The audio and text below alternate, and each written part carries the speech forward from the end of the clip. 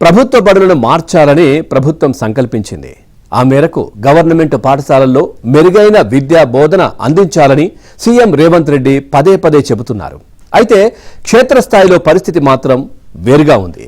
ఉమ్మడి వరంగల్ జిల్లా బడుల్లో ఉన్న పరిస్థితులేంటి? పిల్లలకు విద్యా బోధనలో ఉన్న కష్టాలేంటి? Watch this ABN exclusive spotlight.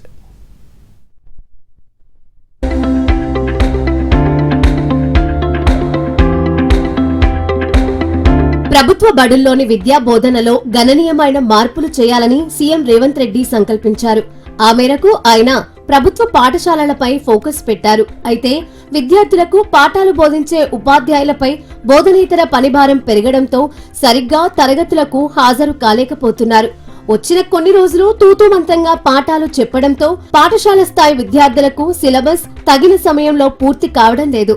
ఇది విద్యార్థులపై తీవ్ర ప్రభావాన్ని చూపుతోంది.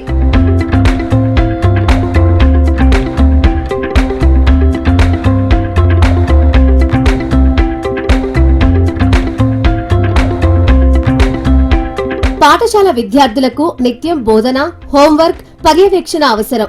విద్యార్థిపై ఉపాధ్యాయుడి పర్యవేక్షణ ఉంటేనే ఆ విద్యార్థికి సంబంధిత అంశం అవగతమవుతుంది. చెప్పిన పాఠాన్ని మరుసటి రోజుకు హోంవర్క్ ఇచ్చి ఆ అంశం ఏ మేరకు విద్యార్థి అర్థం చేసుకున్నాడో గమనించాల్సి ఉంటుంది. ఉపాధ్యాయుడు ప్రశాంతంగా ఎలాంటి మానసిక ఒత్తిడి లేకుండా పూర్తి సమయం కేటాయించినప్పుడే ఇది సాధ్యమవుతుంది. కానీ ఇప్పుడు ఆ పరిస్థితి లేదని ఉపాధ్యాయులు వాపోతున్నారు. ఉపాధ్యాయులకు బోధనేతర పనిభారం పెరగడంతో బోధనపై దృష్టి పెట్టలేకపోతున్నామని అంగీకరిస్తున్నారు.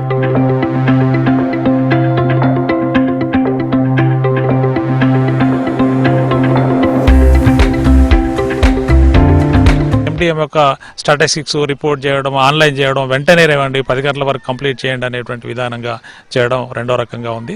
తర్వాత పరీక్షలు పెట్టిన తర్వాత రకరకాల పరీక్షలు ఉన్నాయి. ఇవాళ FA 1, 2, 3, 4 అని, SA 1, SA 2 అని, దీనికి అదనంగా ఇంకా మనకు FLS ప్రోగ్రామ్ కూడా కండక్ట్ అవుతూ ఉన్నది. దానికి కూడా ఎగ్జామ్స్ పెట్టాలి. అదే రకంగా ఈ జిల్లాలో లీ అనేటువంటి ఇంగ్లీష్ ప్రోగ్రామ్ కూడా ఒకటి పెట్టడం జరిగింది. దానికి కూడా ఎగ్జామ్ పెట్టాలి. ఎగ్జామ్స్ ఎన్ని రకాల ఎగ్జామ్స్ అంటే చాలా రకాల ఎగ్జామ్స్ పెట్టడమే కాకుండా ఆ పేపర్ దిద్దడం, ఆ పేపర్ అన్ని కూడా అప్లోడ్ చేయడం. అంటే టీచర్ పాఠం చెప్పే సమయానికంటే వాళ్ళు పెట్టేటువంటి పరీక్షలు కావచ్చు, ఎవాల్యుయేషన్స్ కావచ్చు, వాటిని అప్లోడ్ చేయడం కావచ్చు, ఆన్లైన్ వర్క్ కావచ్చు. అంటే టీచరు తరగతి గదిలో పాఠం స్వేచ్ఛగా చెప్పకుండా ఒక క్లరికల్ వర్క్ చేసేటువంటి ఒక క్లర్క్ గా మారిపోయే ప్రమాదం ఇవాళ వచ్చింది. ఉపాధ్యాయులకు ప్రభుత్వం ఇతర బాధ్యతలు అప్పగిస్తోంది. జనాభా లెక్కలు, కులగణన, ఎన్నికల విధులు, శిక్షణ తరగతులు, దీనికి తోడు బడుల్లో ఇతర కార్యకలాపాలు పెరిగాయని చెబుతున్నారు. ఏమేమంటే ఇప్పుడు మొన్న గ్రామ పంచాయతీ ఎలక్షన్లని ఒక వారం 10 రోజులు శిక్షణకు పోవడము, ట్రైనింగ్ పోవడము, అక్కడికి రాత్రి 2 రోజులు అక్కడ గడపడము, ఆ మధ్యలో గ్యాప్లో పిల్లలకు కూడా బోధన సరిగా చేయలేకపోతున్నాము. అదేవిధంగా సెన్సస్ డ్యూటీ అని ఇప్పుడు మళ్ళీ వచ్చే సమ్మర్లో మళ్ళీ జనాభా లెక్కలకు మమ్మల్ని టీచర్ను వాడుకోవడం అని, ఏదైనా ఉపాధ్యాయులను ప్రభుత్వం బాగా వినియోగించడం జరుగుతుంది. ఆ గ్యాప్లో విద్యార్థులను పాఠాలు నేర్పించడం అనేది చాలా విద్యార్థులు నష్టపోతున్నారు.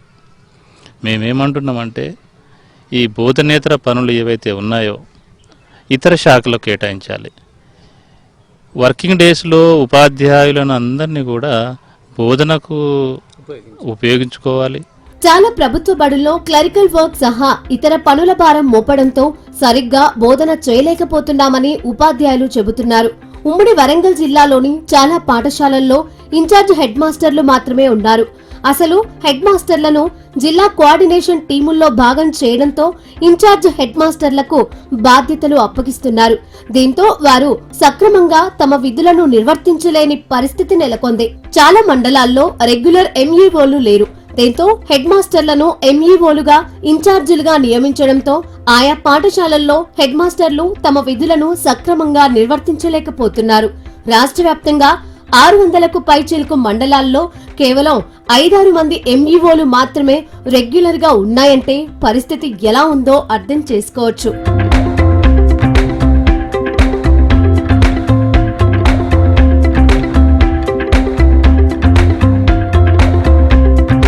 ఎగ్జామ్స్, మార్క్స్, ఎంట్రీ, ఈ క్లరికల్ వర్క్ మెయిన్గా.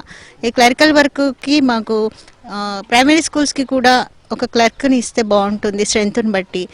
తర్వాత పీఈటీ కూడా పిల్లలకి చిన్నప్పటి నుంచే చాలా మంచి పిల్లలు ఉన్నారు ఇక్కడ, చదువులో లేకపోవచ్చు కానీ చాలా ఇతర యాక్టివిటీస్ బాగా ఉన్నాయి. ఇక్కడ కోతులలో పిల్లలు సర్కస్ అలాంటివి చేస్తారు. వాళ్ళు ఎంత బాగా చేస్తారంటే వాళ్ళకి కొంచెం ట్రైనప్ చేస్తే వాళ్ళు జిమ్నాస్టిక్స్కి వెళ్ళొచ్చు. మనము ఆ పిల్లల్ని ఆ దశగా మార్చుకోవాలంటే వాళ్ళలో ఉన్న టాలెంట్ను గమనించి వాళ్ళకి ట్రైనింగ్ ఇవ్వడానికి పీఈటీ లాగా కూడా ఒక అపాయింట్ చేస్తే, తర్వాత ప్రైవేట్ స్కూల్స్లో చిన్నప్పటి నుండి కంప్యూటర్స్ అంటే ఏంటి అదంతా తెలుస్తుంది. మేము డోనర్స్ని వాడి మేము ఇవన్నీ కూడా డోనర్స్ దగ్గర నుంచి కంప్యూటర్ సిస్టమ్స్ కూడా తెప్పించుకుంటున్నాము. దానికి సపోర్ట్గా ఒక కంప్యూటర్ ఇన్స్ట్రక్టర్ని కూడా ఇస్తే గవర్నమెంట్ సపోర్ట్ చేసినట్టు ఉంటుంది. విద్యా సంవత్సరం పూర్తి కావస్తున్నా చాలా పాఠశాలల్లో సిలబస్ పూర్తి కావడం లేదన్న ఆందోళన నెలకొంది. అందుకే టీచర్లకు బోధనేతర విధుల నుంచి విముక్తి కలిగించాలని ఉపాధ్యాయ సంఘాలు కోరుతున్నాయి. మరి ప్రభుత్వం ఎలాంటి నిర్ణయం తీసుకుంటుందో చూడాలి. ప్రభుత్వ బడుల్లో విద్యా బోధన గాడి తప్పుతోంది. ఇక్కడ పనిచేస్తున్నటువంటి ఉపాధ్యాయులకు ప్రభుత్వం అదనపు బాధ్యతలు అప్పగించడంతో వాళ్ళు సరిగా క్లాసులకు హాజరు కాలేకపోతున్నారు. దీంతో విద్యార్థులకు సక్రమంగా పాఠాలు బోధించలేకపోతున్నారు. ఈ అంశంపైన ప్రభుత్వం ఇప్పటికైనా దృష్టి సారించాల్సినటువంటి అవసరం కనిపిస్తోంది. వీడియో జర్నలిస్ట్ జగదీష్తో నవీన్, ఏబిఎన్ ఆంధ్రజ్యోతి, వరంగల్.